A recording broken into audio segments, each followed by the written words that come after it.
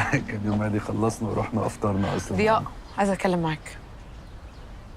كنا في بيته بقى. عايزه اتكلم معاك. 5 وجاي.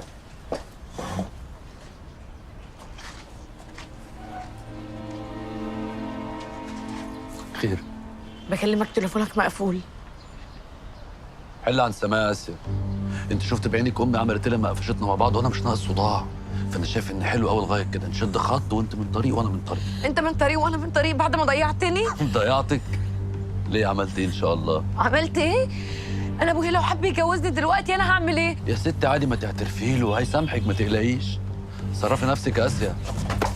الله الله الله الله، ايه ده؟ لا ده انت كده هبت منك قوي. اظبطي كده بدل ما اقل منك، فاهمه؟ قلت لك مش هسيبك يا ضياء وهدمرك زي ما انت دمرتني. هاتي اخرك. الورقتين وتقطعوا. انت بقى عايزه تفضحي نفسك قدام اهلك بشوقك، دي حاجه ترجع لك. فاهماني؟ امشي.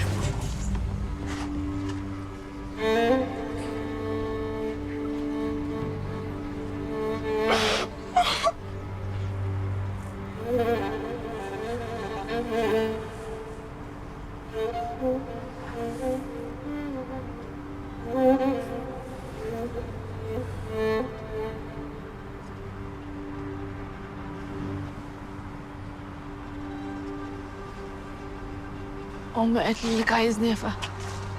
مالك يا راوية؟ أمك بتقول إن أنت قافلة على نفسك الأوضة. إيه ده؟ أنت بتعيطي؟ انا مخنوقه قوي يا فهد. اول مره احس ان انا قليله كده. مين قال؟ أنت أحسن بنت في الدنيا. اهدي بس واحكي لي اللي حصل. احكي لي. كان في واحد عايز يتقدم لي، بس والله ما كان في بيني وبينه عيب. وليه خبيتي عليا؟ أنا سألتك قبل كده وقلتي لي إن مفيش حد في حياتك. عشان الموضوع كان عادي. انا وواحده صاحبتي كنا نازلين نتفرج على لبس، ما هو الفرجه ببلاش. قابلنا واحد وقال لي انه عايزني في اعلان. قلت له انا ماليش في الكلام ده. فضل يحاول ويصر ويلحن ويتكلم معايا. بعد كده كان عايز يتقدم لي، ولما عرف اني ماليش اهل واخويا لسه خارج من السجن سابني ومشي. مشي من غير حتى ما يقول لي ما ينفعوش.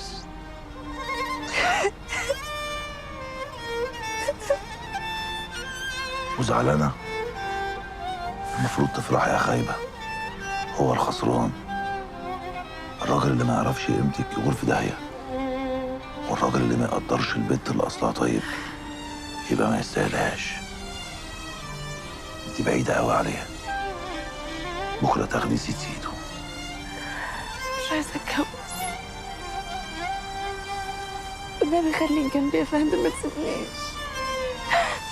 حقك عليا اني خبيت عليك. يا بنت ما انا جنبك اهو، ما اقدرش اسيبك، وانا مش زعلان منك. عشان اثبت لك ان انا واثق فيكي، يلا روحي شغلك، وانا كمان هنزل عشان اخوكي شكله طب، بس هحكي لك بعدين. لا احكي لي دلوقتي. يا بنت قلت احكي لك بس بعدين. انا بحبك قوي يا فهد.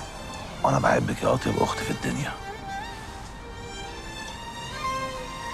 رواقي بقى يا بنت، رواقي، ومصحف ربنا ما يستاهلك.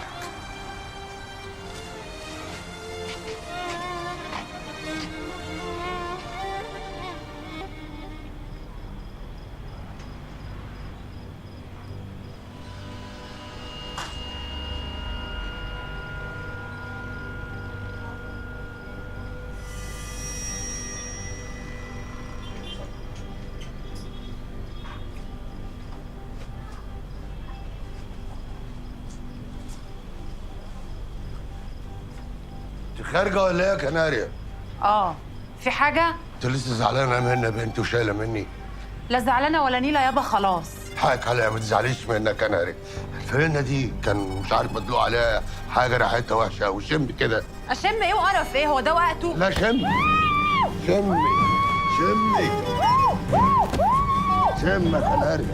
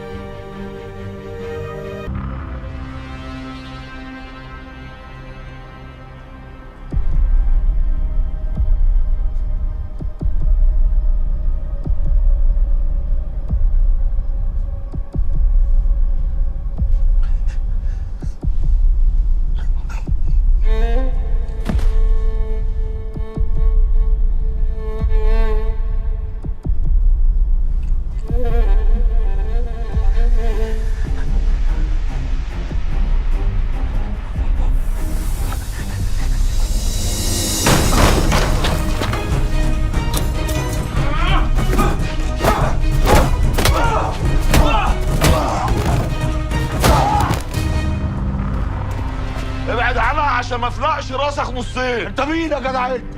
مالك كمانة؟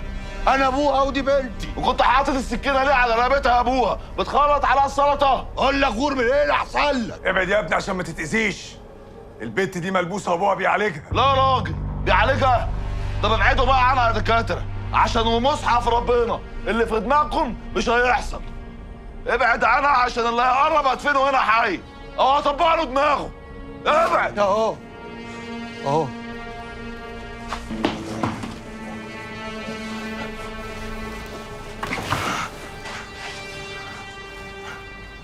كأنك اتجنيت يا عبود. bah اتجنيت عشان حافظت على هيبتك يا عمده. وبعدين مش ده كان اتفاقنا ولا ايه؟ انت قلت لي نقطع لسان البقاروه. اتجنيت عشان اخترت الوقت الغلط. كانش ينفع دلوقتي. احنا لسانا ما خلصناش من حكاية حجازي ومرته. تقوم عامل عاملة مسيحة زي دي وفي نفس اليوم. وحتى لو يا عمده ما هي عدت وخلاص. لا ما عدتش يا فالح. الظابط بعت لي اشوفه بكره في المركز، واكيد اسمع لي كلمتين في الموضوع ده. بعدين انت كيف نسيت ان ولدي عمرو ظابط وانا ما عايزلوش الاذى، ما عايزش كمان يعرف اي حاجه عن شغلنا. عمرو ولدي لو شم خبر عن اللي بنعمله هيبقى كل اللي بنيته طول عمري اتهد في لحظة.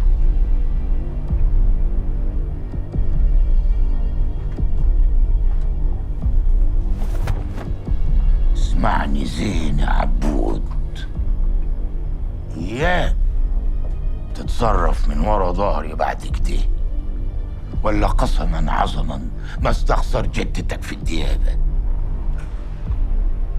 فاهمان ولا لا؟ امر جنابك.